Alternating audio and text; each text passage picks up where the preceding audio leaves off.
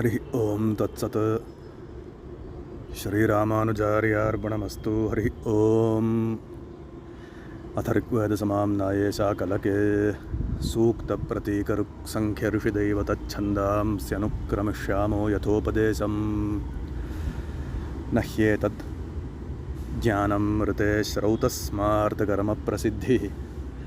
मन्त्राणां ब्राह्मणार्षे यच्छन्दो दैवतविद्याजनाध्यापनाभ्यां श्रेयोऽधिगच्छतीति।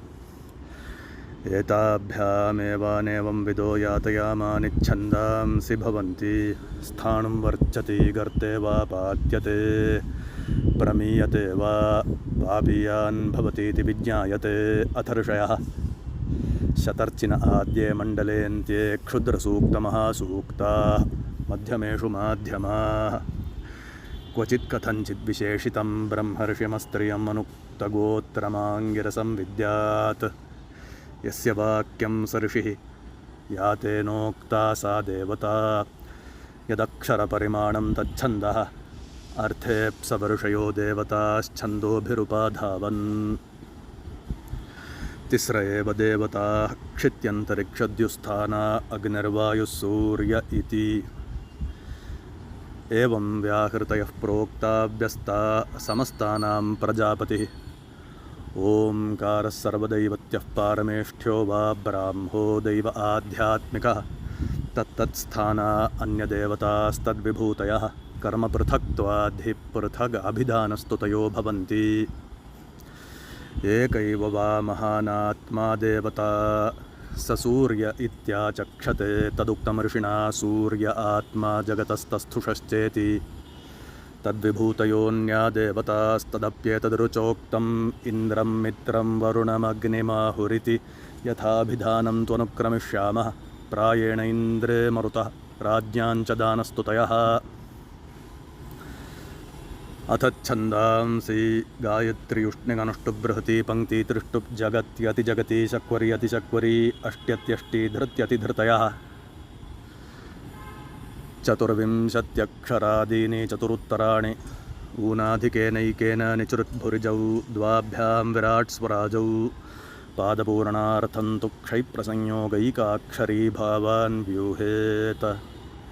आद्ये तु सप्तवर्गे पादविशेषात् संज्ञाविशेषाः तान् अनुक्रामन्त एवोदाहरिष्यामः।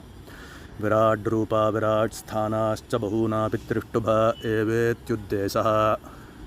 तत्र दशैकादशद्वादशाक्षराणां वैराजत्रैष्टुभजागता इति संज्ञा। अनादेशेष्टाक्षराः पादाश्चतुष्पदाश्चर्चः। प्रथमं छन्दस्त्रिपदा गायत्री। पञ्चकाश्चत्वारः षट्कश्चैको चतुर्थश्चतुष्को वा पदपङ्क्तिः। षट्सप्तैकादशा उष्णिगर्भा त्रयः सप्तकाः पादनिचरत् मध्यमः षट्कश्चेद् अतिपादनिचरत् दशकश्चेत् यवमध्या। यस्यास्तु षट्कसप्तकाष्टकाः सा वर्धमाना विपरीता प्रतिष्ठा। द्वौ षट्कौ सप्तकश्च ह्रसीयसी। द्वितीयमुष्णिक् त्रिपदान्त्यो द्वादशकः। आद्यश्चेत् पुरौष्णिक् मध्यमश्चेत् ककुप् त्रैष्टुभजागत चतुष्काः ककुम्यङ्कुशिरा। एकादशिनोः परः षट्कस्तनुशिरा मध्ये चेत् पिपीलिकमध्या। आद्यौ दशकावष्टकास्त्रयः पङ्क्त्युत्तरा विराट् पूर्वावा।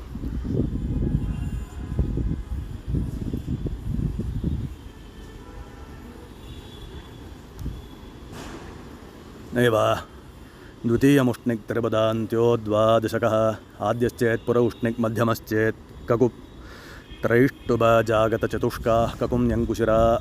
एकादशिनोः परः षट्कस्तनुशिरा मध्ये चेत् पिपीलिकमध्या।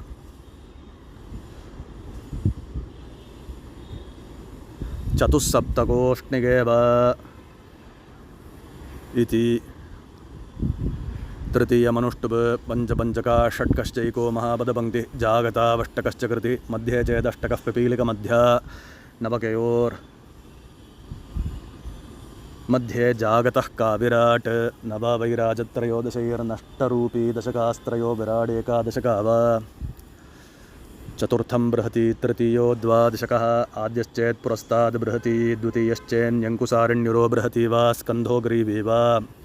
अन्त्यश्चेदुपरिष्टाद् बृहति अष्टिनोर्मध्ये दशकौ इष्टारबृहति त्रिजागतोर्ध्वबृहति त्रयोदशिनोर्मध्येष्टकः पिपीलिकमध्या युजावष्टकावयुजौ नवैकादशिनौ बृहति विषमपदा चतुर्नवका बृहत्येव पञ्चमं पङ्क्तिः पञ्चपदा अथ चतुष्पदा विराट् दशकैः अयुजौ जागतौ सतो बृहति युजौ चेत् विपरीता आद्यौ चेत् प्रस्तारपङ्क्तिरन्त्यौ चेदास्तारपङ्क्तिर् आद्यान्त्यौ चेत् संस्तारपङ्क्तिर्मध्यमौ चेत् विष्टारपङ्क्तिः षष्ठं त्रिष्टुप्त्रैष्टुभपदा यस्यास्तु द्वौ जागतौ सा जागते जगति त्रैष्टुभे त्रिष्टुप्वैराजौ जागतौ चाभिसारिणी नवकौ वैराजस्त्रैष्टुभश्च द्वौ वा वैराजौ नवकस्त्रैष्टुभश्च विराट् स्थाना एकादशिनस्त्रयोष्टकश्च विराट् रूपा द्वादशिनस्त्रयोष्टकश्च ज्योतिष्मती यतोष्टकस्ततो ज्योतिः चत्वारोष्टका जागतश्च महाबृहति मध्ये चेत् यवमध्या आद्यौ दशकावष्टकास्त्रयः पङ्क्त्युत्तरा विराट् पूर्वा वा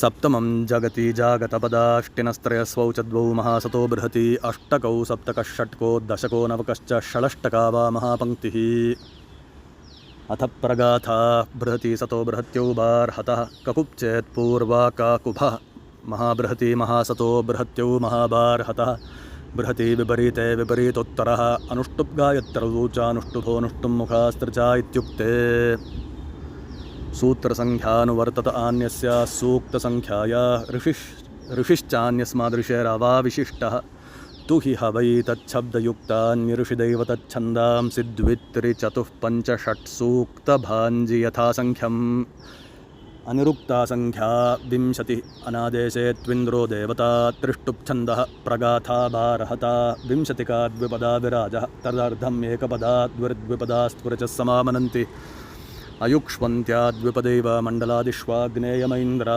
त्रिष्टुबन्तस्य सूक्तस्य शिष्टा जगत्यः आदौ गायत्रं प्राग्हैरण्यस्तूपीयाद् हरिः ओम्।